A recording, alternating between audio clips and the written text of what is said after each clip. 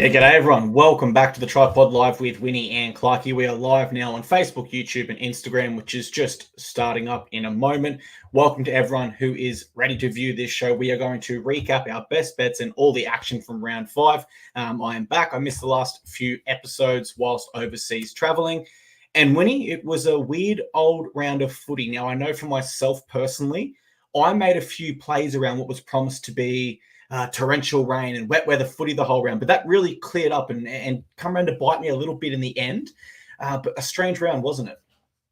Yeah, and I got bitten at the very end of that round, but it's good to have you back, mate. I want to ask you about your trip, but maybe we get a highlight or two at the end of the show, and hopefully you being back can turn our luck because it was a very poor round for me, and I was feeling positive coming into today. If the Eels cover the line and we got 2.5 and it closes at a pick'em, it would have been a 2-2 round. We're in a strong position with the mixed matchup. We had 30 points to defend going down into Canberra. Canberra's total was set like 21. So could have still been a profitable round, but it wasn't even close. The Eels got blown out, and that's how it swings. So then it goes to a 1-3 round, which is not good by any measure. You lose the mixed matchup when, as I said, it was like $1.27 favorite, and it wipes out like a month's worth of profit. I looked at the profit loss, and it's a negative $1 right now. So, and of course, the same game it didn't win on Friday or today. So that really hurts. That's one of those rounds that you're gonna get, but you hope you don't get too many of them. But it's just as important of a recap. In fact, I know sometimes more people tune into these more than ever. It's important for us to figure out where we might have gone wrong, and also just to ride the lows of the season as much as we do the highs. And that's the thing. At the end of the day, it's we wouldn't shy away from it. You can't get every bet correct. I had a stinker today. I couldn't help myself but put a little bit on my Titans. You can see I'm wearing the membership hat now. And I was with you on the Eels all the way, mate. I didn't expect that. We've got roughly 70 people on Instagram, so g'day to all of you. Over on Facebook, we've got Jeremy, and Sora is with us on YouTube. So g'day to everyone, no matter where you're watching us. Winnie, did you want to recap the best bets here and now at the start, or did you want to go through game by game and touch on them as we go? We'll get to them when we go game by game. Perfect. Let's rewind to Thursday night where the Melbourne Storm defeated the Brisbane Broncos at Amy Park, 34-32. They've got a great record over the Broncos at the venue, and they do continue that streak. But this is a game where I'm certain both sides were sustaining multiple heart attacks if you're the fan, right? But ultimately, it's the Broncos that it ends in heartbreak because they shown a lot of heart. They were right in this. They came in under strength. They lost probably their best player in Adam Reynolds in the first half, but they just didn't give up. And from a betting perspective, I have to say, it's horrible for the Storm to not cover the line here against a Reynolds-less Broncos side in that second half. I really expected the Storm to kick on. But for the Storm, I still think they're probably short of middle forward, so that they'll be really wanting Nelson Asafa-Solomona to kick it up a level in reserve grade and be back for them. They'll probably look back at this game and just think, oh, well, we got the win, but we were not impressive at all. Whereas the Broncos can actually look at this game and go, look, there's a lot of positives besides us not getting the 2 competition points. But look, this is great for Kevin Walters. You know, he's a coach that there's all these records that are bad against the Broncos for the last few years, and then there's all these, you know, big games like against the Cowboys last week at Suncorp. And Kevin Walters is always getting his team up. And I think this is another game where he can kind of build the culture off the back of it and go, boys, missing key players, no captain and halfback in the second half.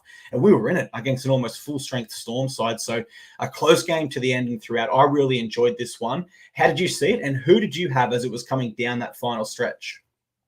So my best bet was Storm -5.5. So you kick off the weekend with a loss. And I feel like I got what I expected out of Melbourne. Coming in off a bye, a bit fresher. You know, Munster played, Tues was back.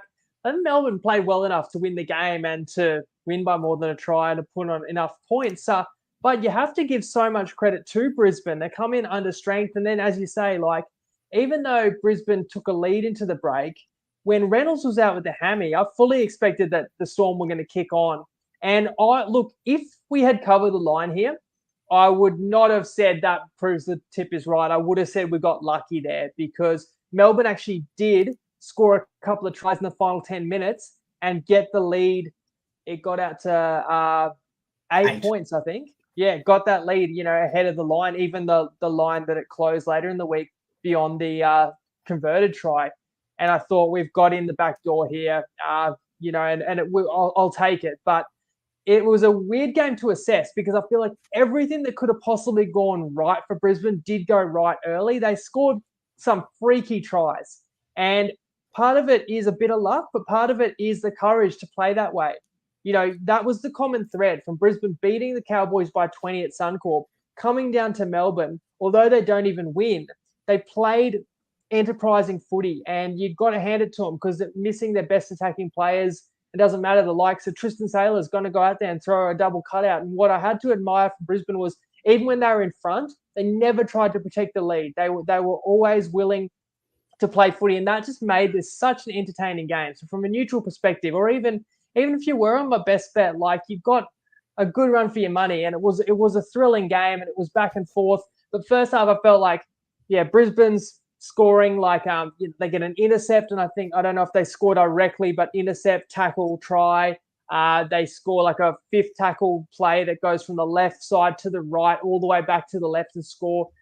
It seemed like they couldn't put a foot wrong, the Broncos, and the Storm. When they got a half break, Brisbane scrambled. So credit to Brisbane for covering those up. But in the second half, not only did Brisbane have to play without Reynolds, Brisbane muffed a couple of tries. You had Arthurs just puts one down cold. You have another where Brisbane makes a break and they could basically choose who to throw it to score. And I think it's Billy Walters maybe goes short from dummy half and they spill it like on zero tackle.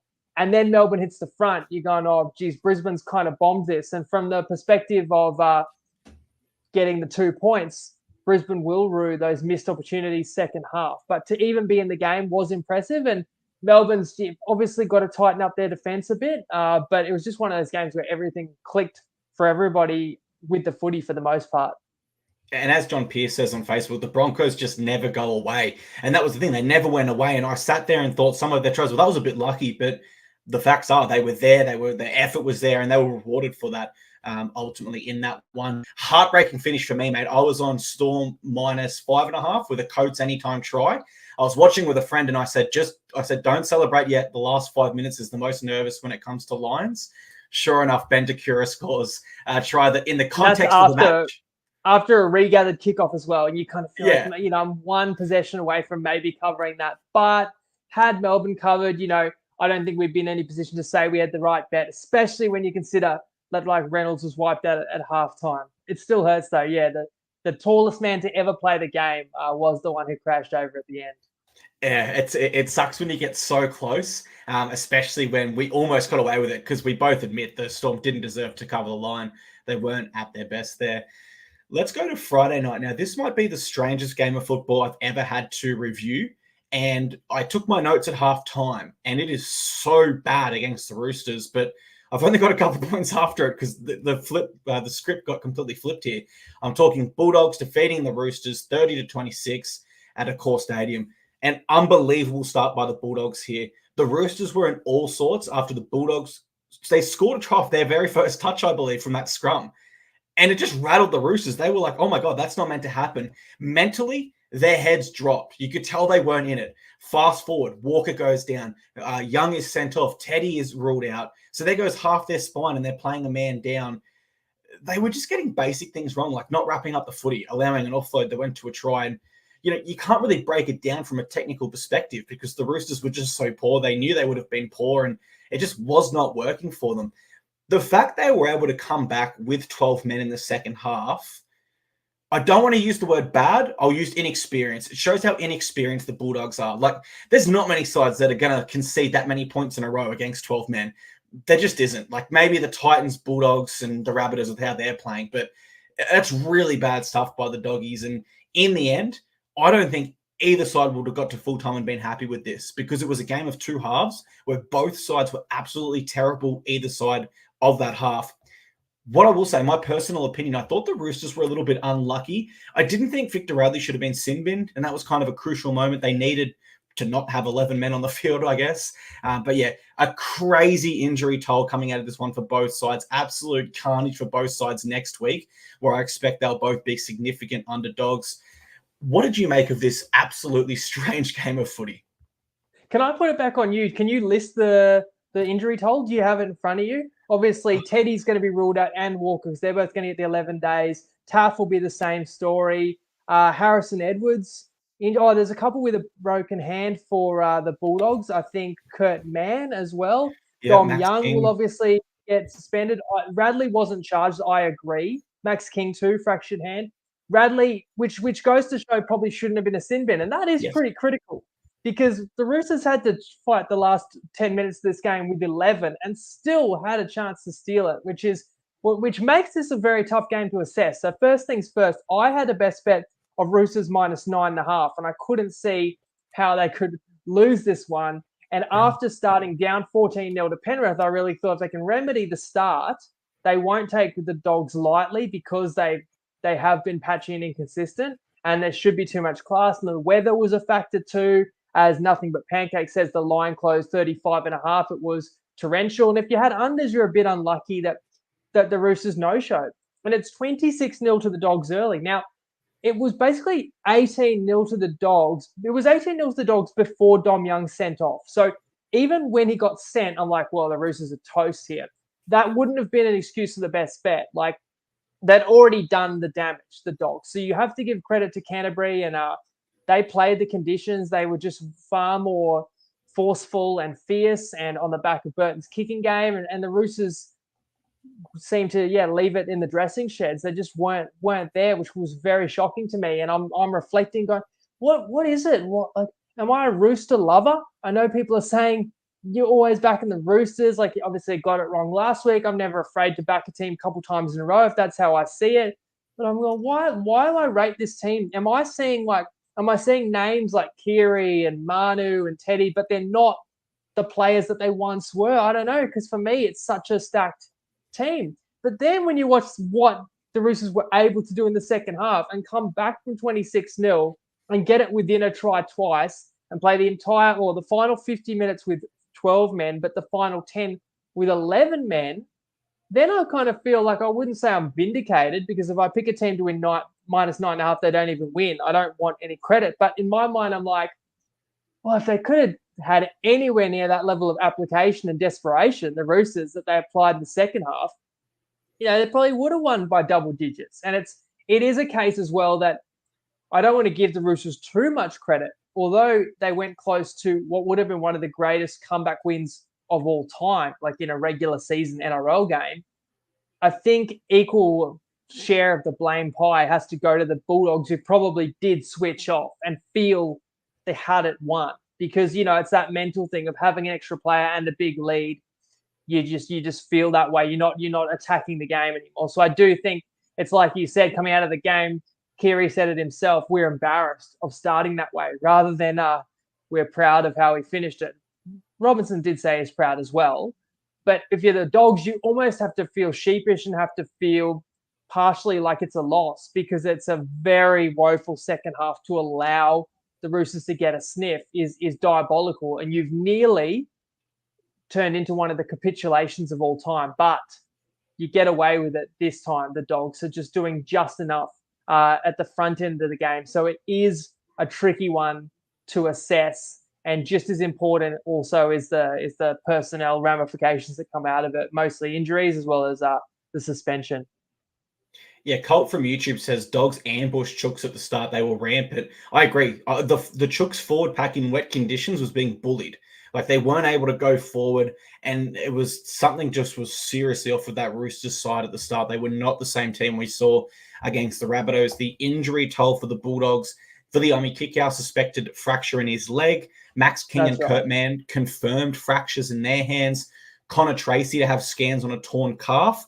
Harrison Edwards, possible bulging disc in the neck. Blake Taft knocked out, won't be there next week, as will James Tedesco and Sam Walker. So carnage, absolute carnage. That is a very costly victory. And it's one comment there that the Panthers stole the Roosters' soul. I did see a funny comment. Someone commented, Roosters lost to the Panthers B grade or reserve grade side 2 weeks in a row, because they lost to the Roosters. They lost to the Panthers with no Cleary and Fish, and then they lost to the Bulldogs, who is kind of like a Panther feeder team, if you like. So yes. Look, Roosters have somehow dropped to 2 and 3 as well. You're going to look for positives, and there's some to be taken from that fight back. But that start was absolutely horrendous, and it dropped me straight into an 0-2 hole. And again, on a bit of reflection, I want to be fair. Like, if I get it wrong, get it wrong. But I'm like, geez, Storm played pretty well. I just think I underestimated how good Brisbane were. And if I underestimate that, so be it. I'll play that Storm play again.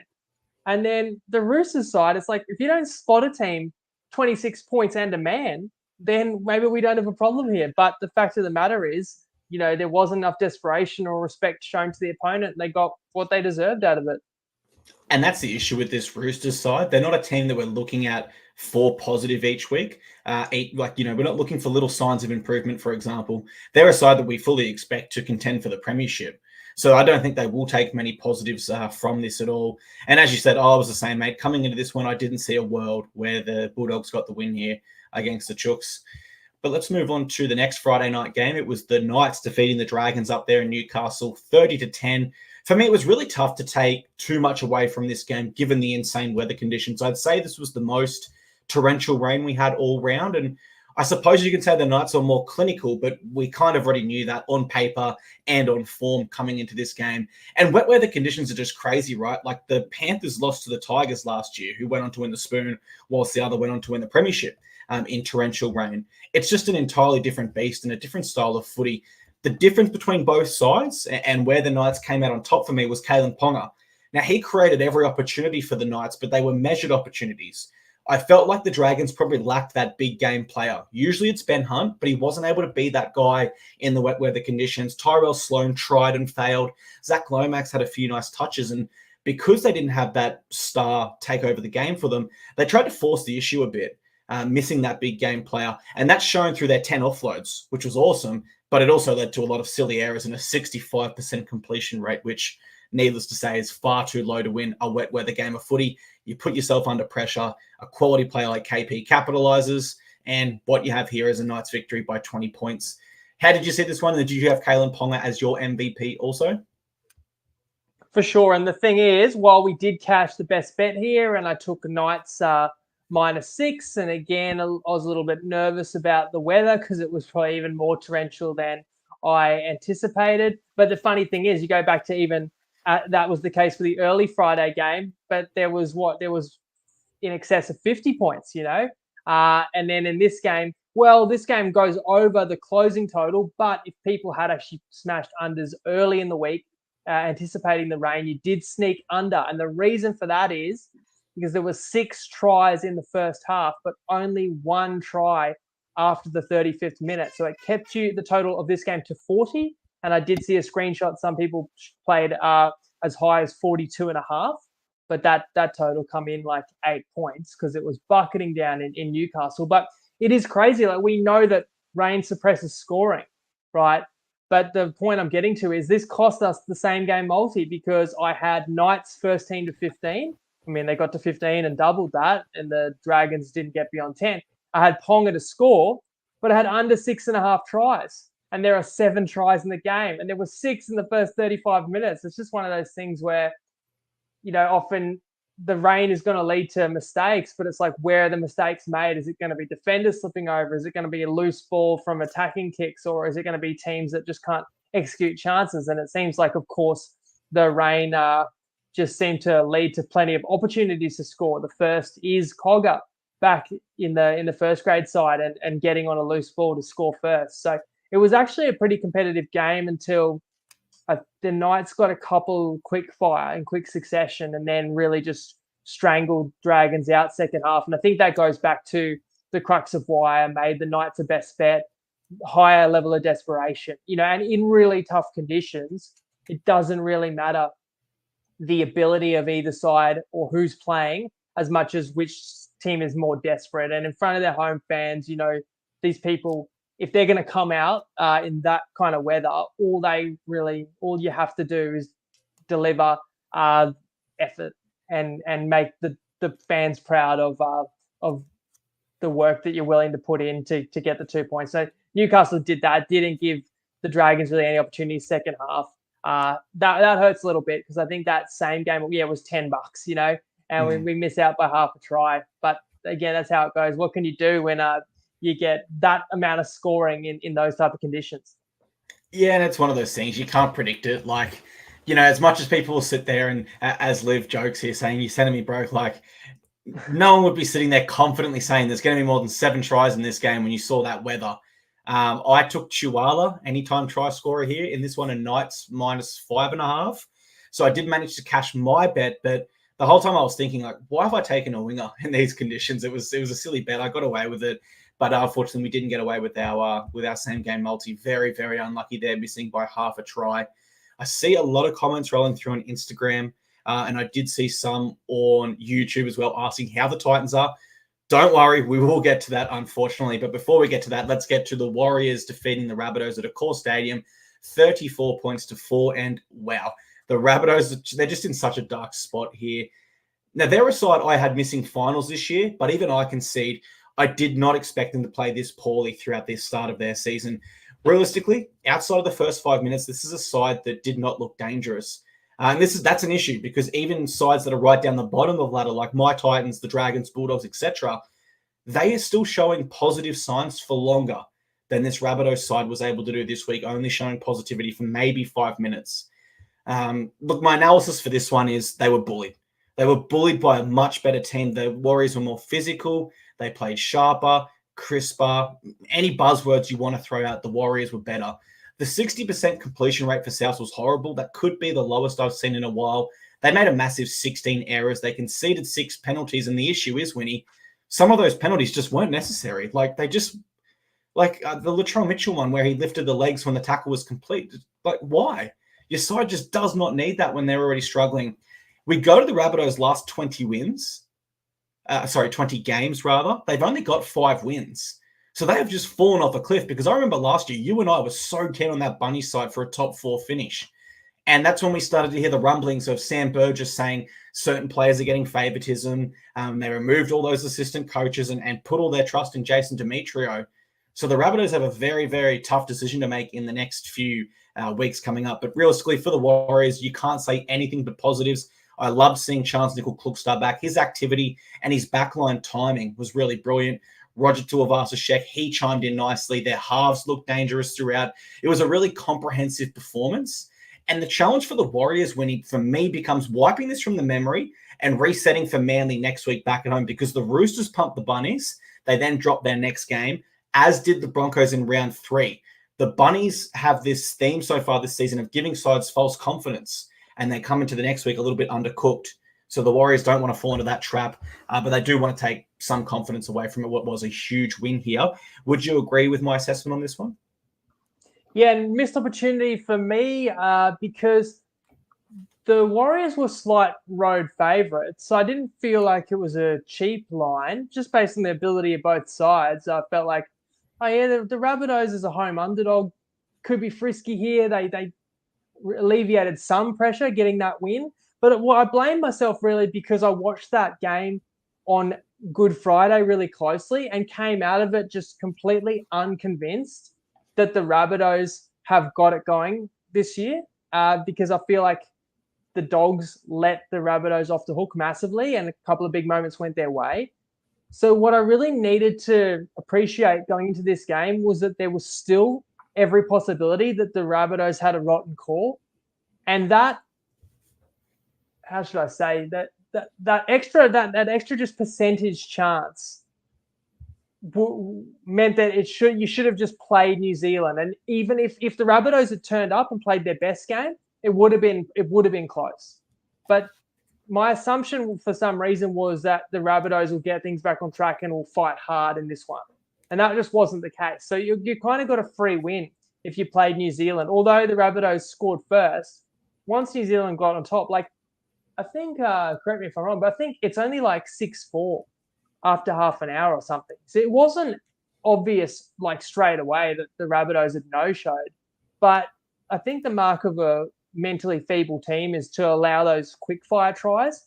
And New Zealand gets in bang, bang, just before half-time. And it's already a mountain to climb, 18-4 half-time score and come out. And their heads are not in the game. And you talk about penalties they gave, and that doesn't even include Latrell throwing that elbow at Johnson because the ref missed that. That would have been a killer penalty to give away. And there's comments about what suspension he should have got. He's been given 3 weeks.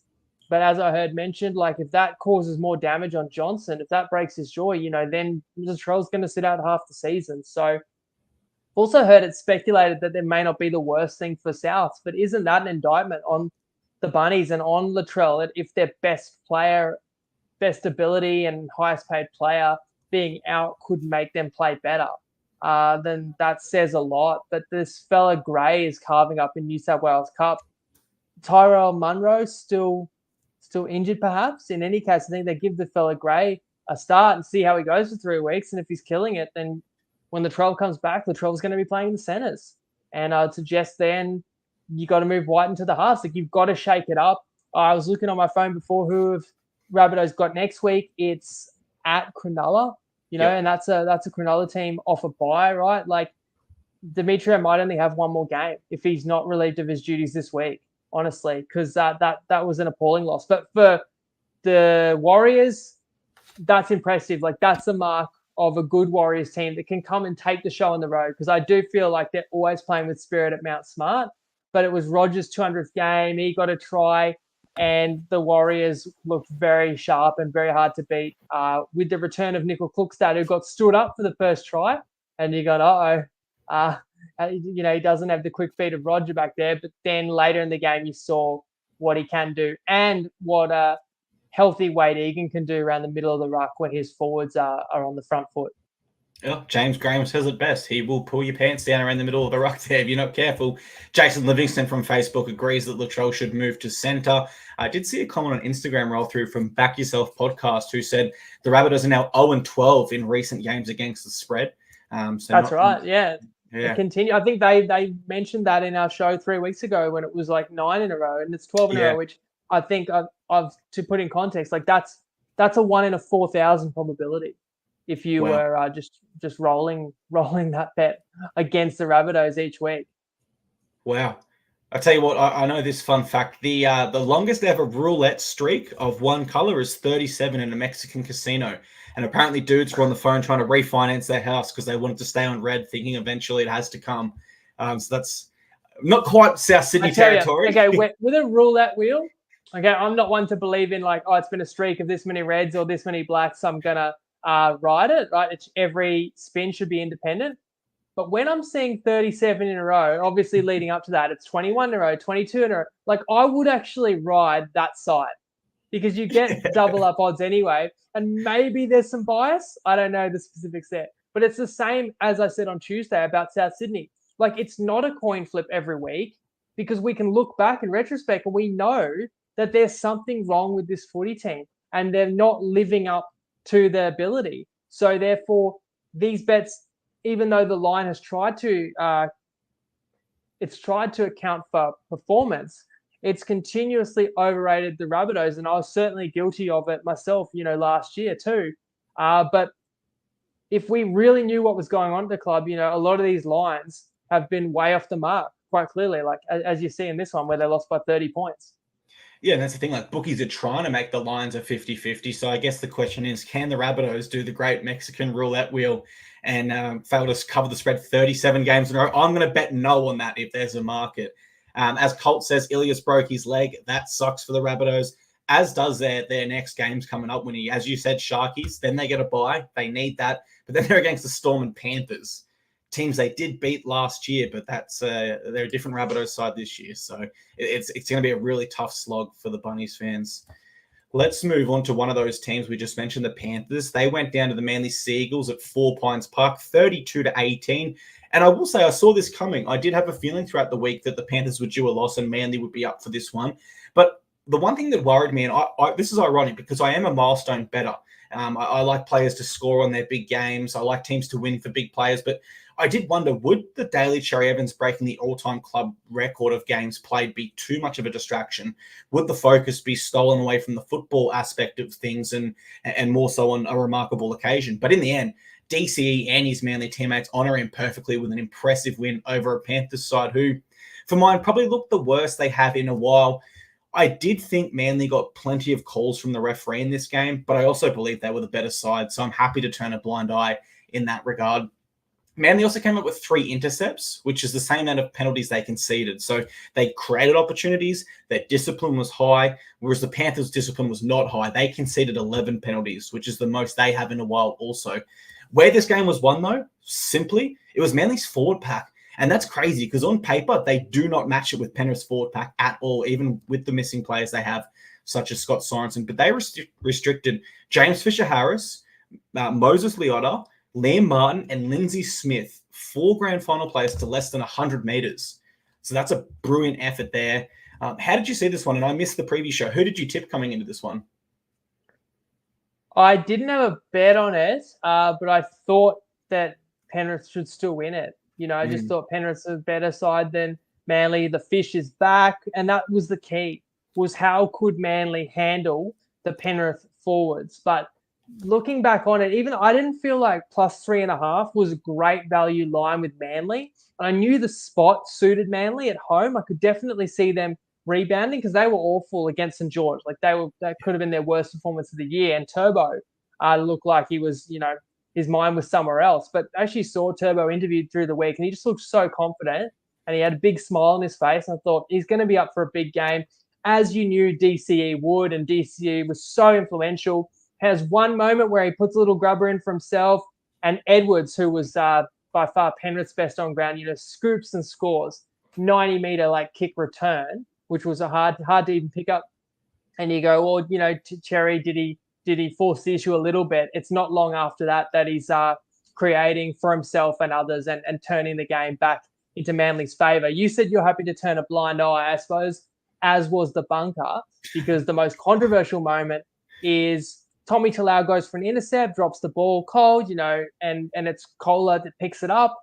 And I thought the ref's just letting it play out because, it might end in a try. So just let's check it. And I'm watching Kohler streak away going, the smart move is to get tackled. It's very rare you actually see that happen. But a really heads-up player would let the opponent tackle him because the ref has let it play on. But Kohler goes and scores, and everyone kind of knows it's going to get pulled back. And let us know what you thought in the comments. They showed the replay, and the funny thing is that as Tommy Talau does go for the intercept, I do see the argument that it kind of hits his hand and kind of diverts straight downwards. And obviously the argument was that it actually went a little bit back towards his try line. But I feel like for 115 years of rugby league, that's been called a knock on. Let me say something that also might be controversial. And don't do this if you're a Broncos fan, but watch Ben Hunt's drop in the 2015 grand final. If they had a challenge, I actually don't think Ben Hunt dropped it forward.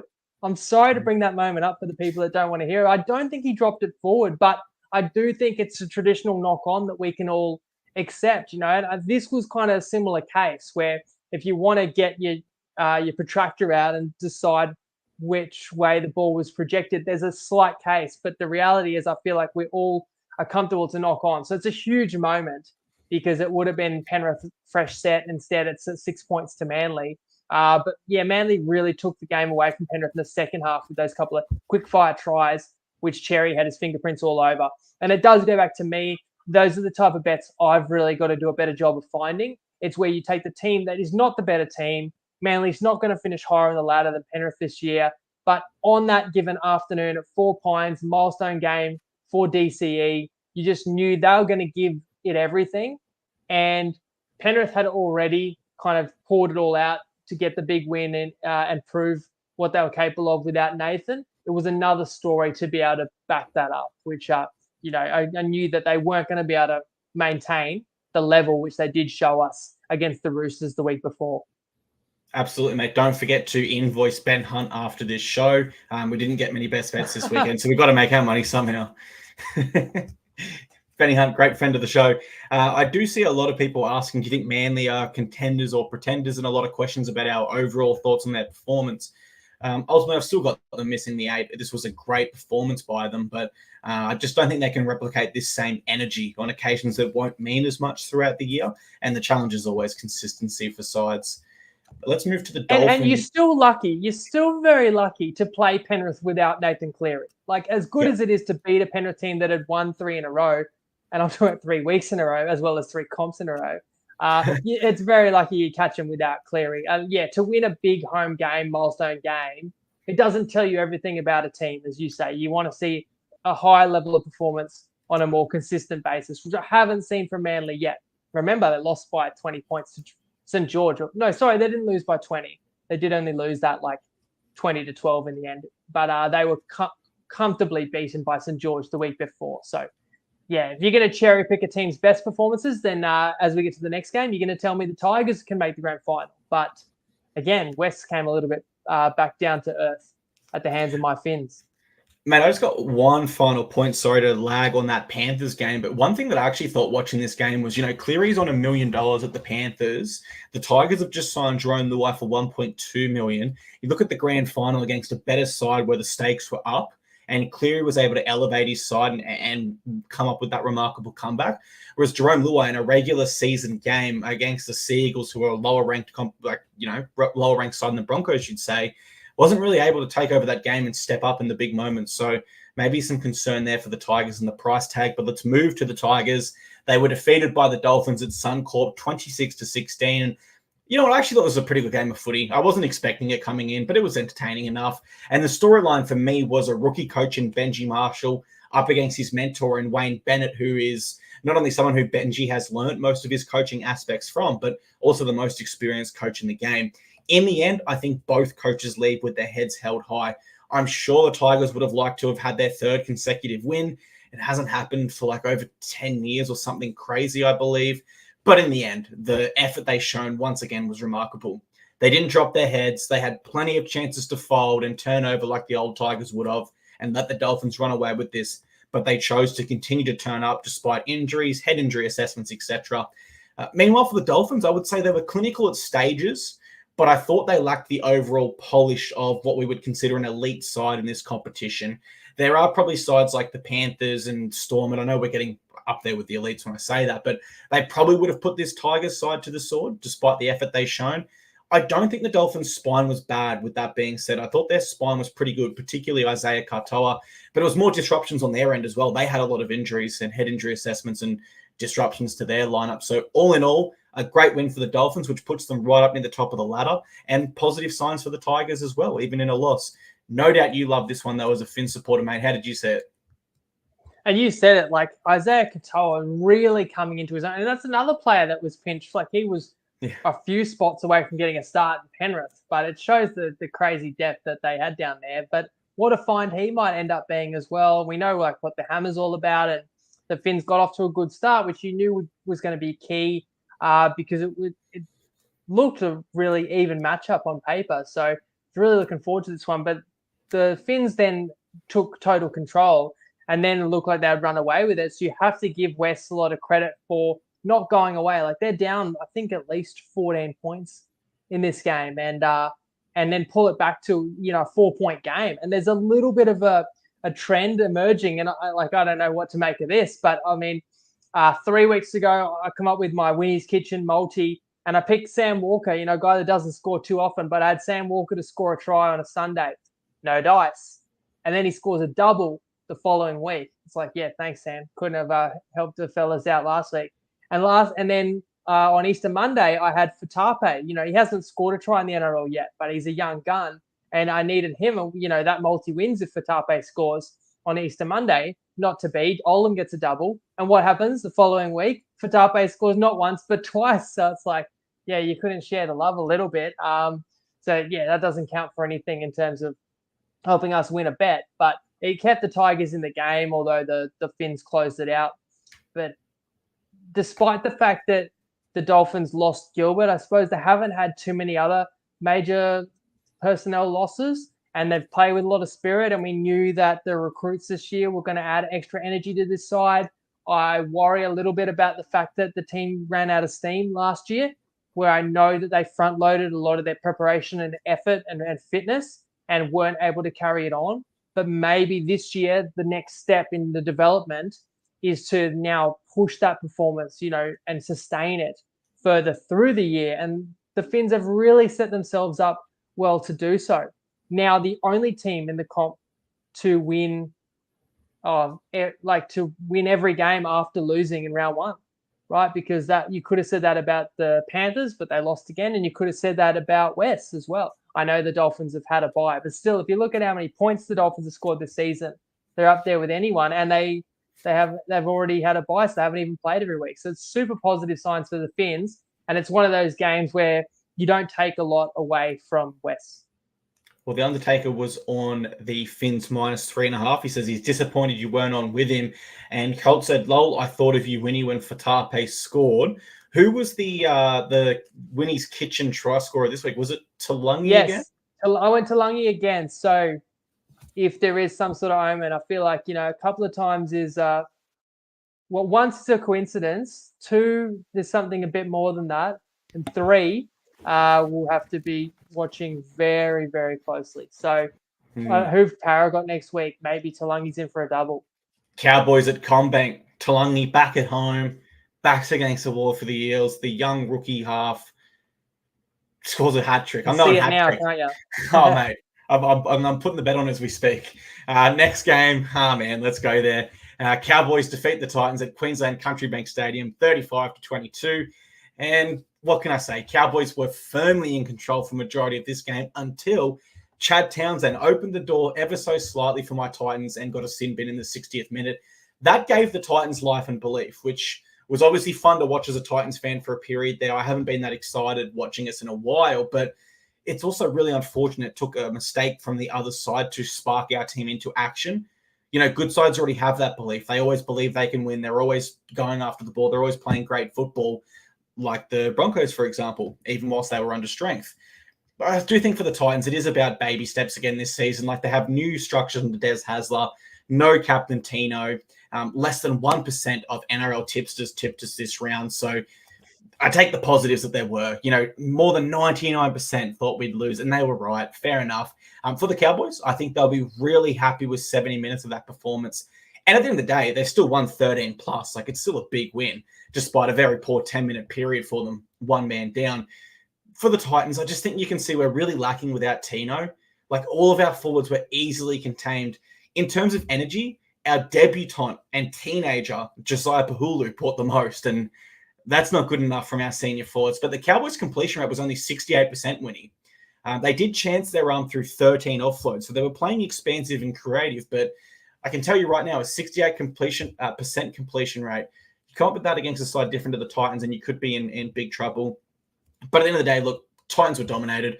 Cowboys had roughly 500 more meters, and 100 of those were post-contact. So it was a tough afternoon as a Titans fan, besides a small window of joy.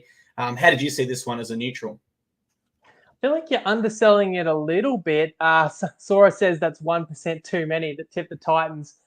Because I do feel like there was a real period of this game where the Titans had a chance to win. And what I'm referring to is when the Titans had actually cut it to a 6-point game, and for at least another 90 seconds or a couple of minutes, were playing with a man advantage. The big mistake you're referring to is right after the Titans had scored a try, Chad Townsend goes into the bin for a hip drop tackle, and the Titans did score again. Did they score at least twice in that period? So that, as I said, they cut the score from 28-6. It was 28-22. And I said on Tuesday I was that close to playing Cowboys -15.5, and I reflect on this game, and I think the Cowboys were the right side because they won by 13. And they would have been very disappointed that they let it get that close. Like they would not have been happy at all. And that really says a lot. But the crazy thing is that the most obvious bet of the week, which I'm glad I didn't take, and I rarely will be on the bet that almost everybody else wants to be on, actually didn't win. Despite the fact that the Cowboys covered it by halftime, 16-0 halftime, and the Titans, it was just more of the same. And they're doing soul searching behind the goalposts time after time, but you just don't know.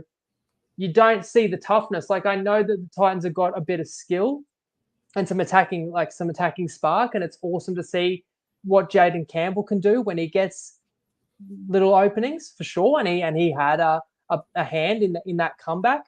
But any team can, maybe score 2 or 3 tries in a row, when the run goes their way, and certainly when the opponents, suffers a couple of penalties and a sin bin. But you've got to be tough enough to actually defend through adversity and defend your way to a comeback. And that's where the Titans fell short. Although it was cruel too, because the Titans, as I said, they're genuinely in the game at 28-22, still with a man advantage. And then early shift, and Brimson throws an intercept where he's dead set looking, felt, straight between the eyes, and throws him the ball, and gift wraps an intercept try completely against the run of play for what it had been for that last 10, 15 minutes. And that shut the gate. Then the Cowboys were back out to 12-point lead. Chad came back on, actually kicked a field goal, and then it was probably an exciting 5 minutes if you had the line, because the Titans did have to preserve the plus 16.5, which was the prevailing line. They just did enough, and you're probably frustrated if you had the Cowboys, because it's one of those games where it wasn't that hard. Everybody would have crafted same-game multis and picked a few try scorers, and there's a fair chance you could have had a few of them, like Drinky scoring, Felt scoring, and Cowboys winning big was pretty logical. But if you had Cowboys 13 plus, happy days for you. But if you needed the Cowboys to cover that line, you'll be quite disappointed that period of play meant that the Titans got their first cover of the year. So unlike Souths, they've at least covered against the spread this year. Yeah, when that line was 22-28, I've I don't know if it was the bet talking to me. So for transparency for our viewers, I had 3 units on Titans to win and Jaden Campbell to score, paying 45 units back. So I don't know if it was the bet speaking, man, but I was starting to feel it. I was like, can we come back? But as soon as Brimo threw that intercept pass, I knew, that's the dagger in our heart, because we're not a resilient team yet. We're not a team that can kind of cop that and go, let's go, boys. We can still win this, but we're just not there yet. So that's okay. There was still some positive signs for my team, and it was exciting while it lasted, because that would have been an awesome win, 42 plus units. Not to be. That's all right. And like you've had a couple of bets on the Titans this year where you genuinely believed, like the Dragons, the opening game, or was the other one like down in Belmore, Desi's return, like where you genuinely believed that this one was more of a hopeful. This one was more of like a long shot. And I kind of felt the same way. Like the Titans could get done by 40 today. That's how I was kind of feeling. And after the first 50 or 60 minutes, it looked like that might be the case. But it was a higher variance game where you also thought, but if the Titans actually can get some confidence, they could do something maybe. And yeah, that was a short-lived period. You got the Jaden Campbell try. And yeah, I mean, again, I feel like all I've done is talked about the Titans, because I don't know, there's not a lot to say about the Cowboys. It was a pretty stock standard performance. Jeff in the comments said we didn't get out of third gear, and it's kind of true. They slept-walked, and once they had that comfortable lead, they never really thought they would relinquish it, although I think Peyton got a little bit nervous in the box. Is there anything else in the wash-up? I mean, Labour, the knee injury doesn't look good, so that's apparently an ACL. Very disappointing for Cows. Is it a likely ACL? Suspected, yeah. And that looked like they'd really strengthened that right centre position and found a young stud to put there. So that's a real shame. Jerry Piper says 3 units. Lol, Clarkey is a Darrow punter. Mate, if you knew how many units I've lost on the Titans this year, you'd have a much better spray for me than that. It would make a grown man sick. But I believe in my team, even when I shouldn't. All right, let's go to the final. Actually, Winnie, we've got a comment from X here. Well, look, let me just clarify that as well, though, because even when people talk about units, I do feel like people have different definitions of a unit, because some people will split their bankroll into 100 units, some will split it into 1,000 1 unit's 100.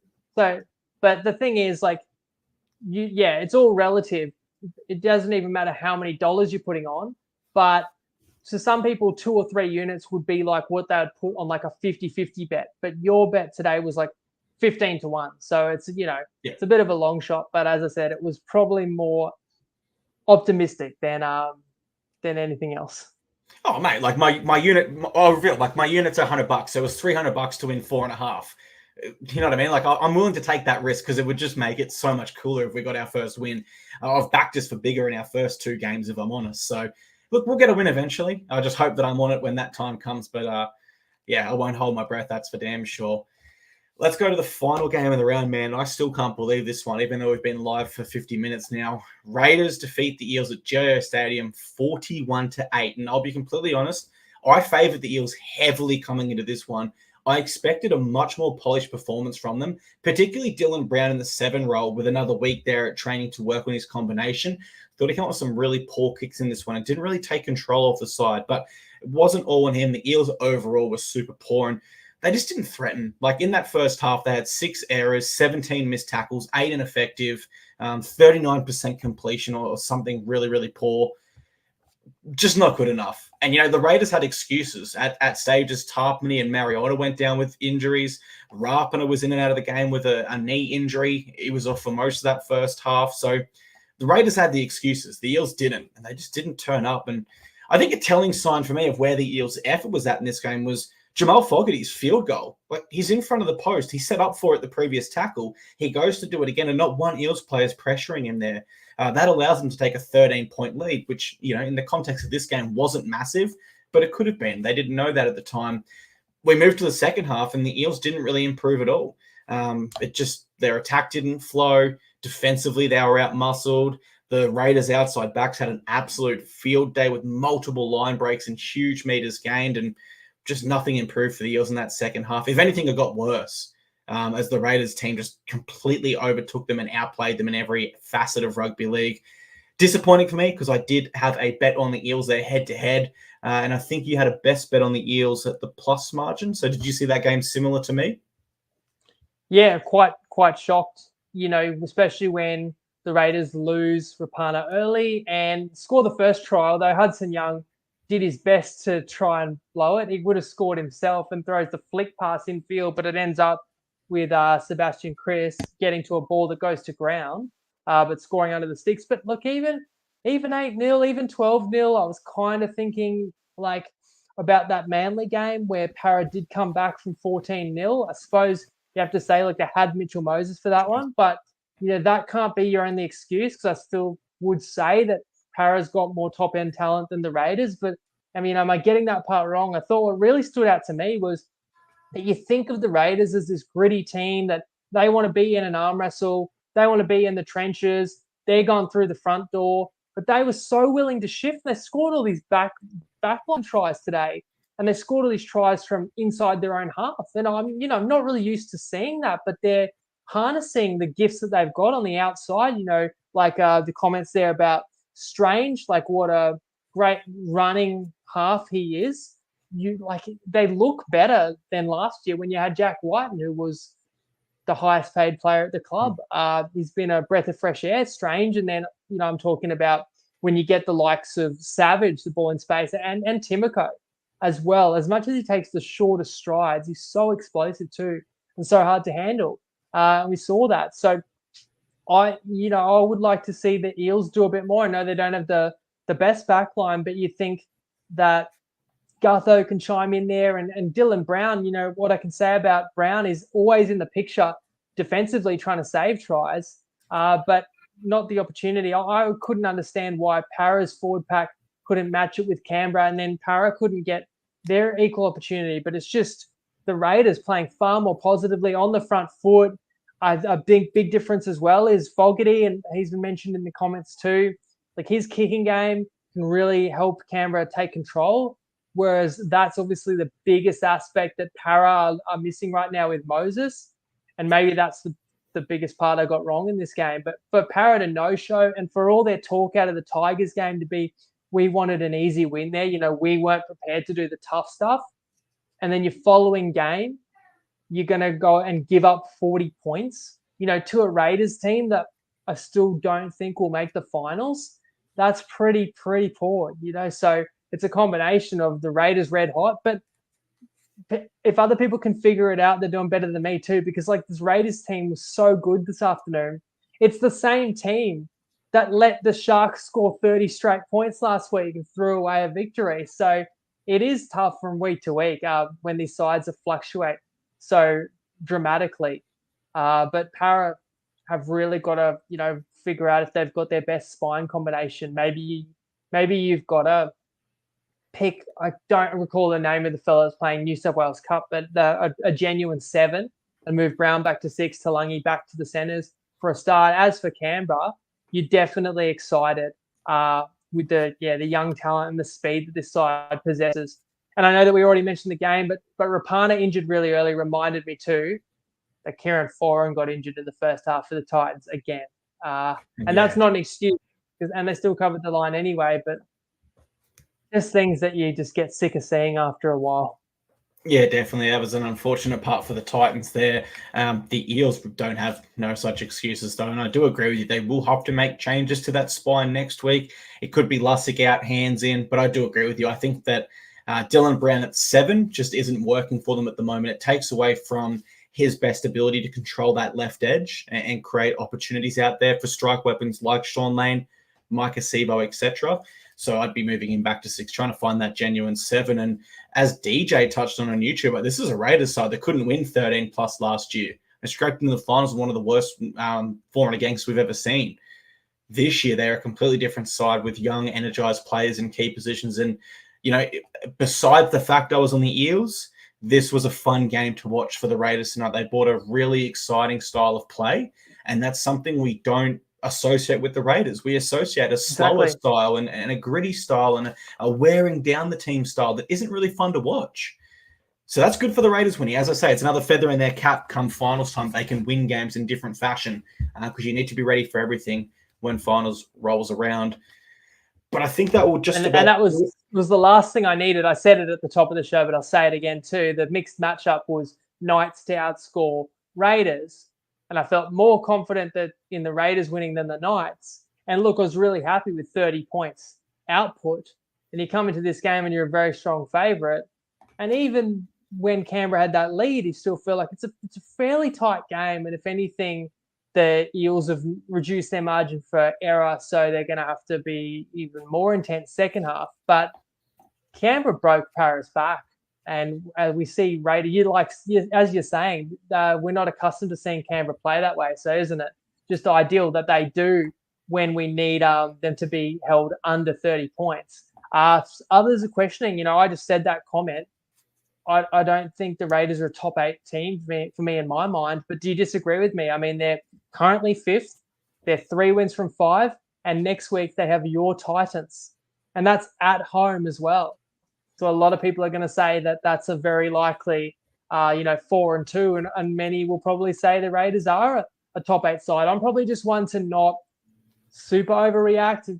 And that you've heard me with a similar sentiment around Manly, like after a good win or whatever, I don't instantly say, oh, now they're making finals. Like I rarely say that about a team after one game.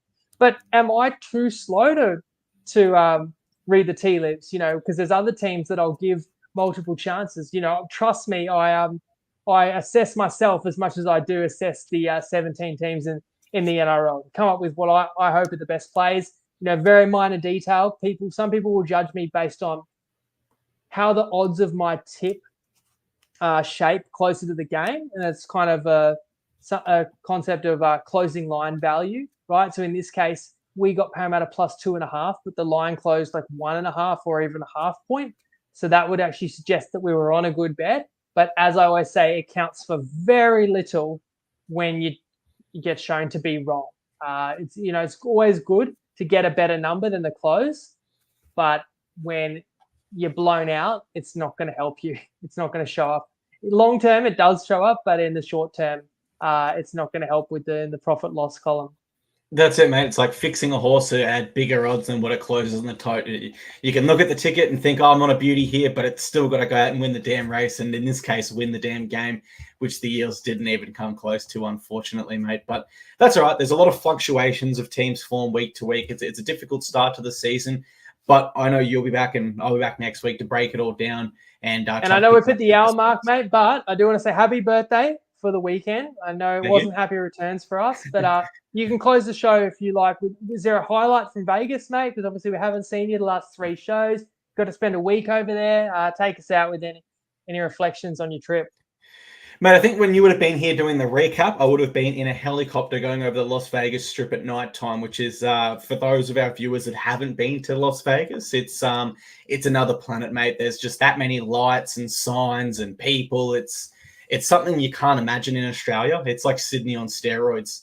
So yeah, that was really cool. Did a flight over the Grand Canyon as well, which was something that, you know, you see photos of it, but when you actually see it in person, you're like, wow, this is a really, really cool piece of landscape. So yeah, overall, a great trip, mate, besides Timmy Zoo losing. But apart from that, mate, Vegas didn't steal too much of my money. Did lose a little bit, of course. But overall, mate, no complaints at all. It was a really, really good time. And yeah. Not as much of your money as the Titans have taken this year. But look, no one will come close to that we've unless spent it's my an missus. hour talking about the footy, and these are the hard shows to front up for. Like that game that's still on the screen, that Raiders Eels, that really did take away my mojo. That hurt me, that game, because, you know, there's a same gamer, there's a best bet on the line, there's a mixed matchup, you know, and it all swings. It's gonna either be for you or against you type thing. But these are important shows to do. And as I said to you, it is still a really long season. Like, we're round 5.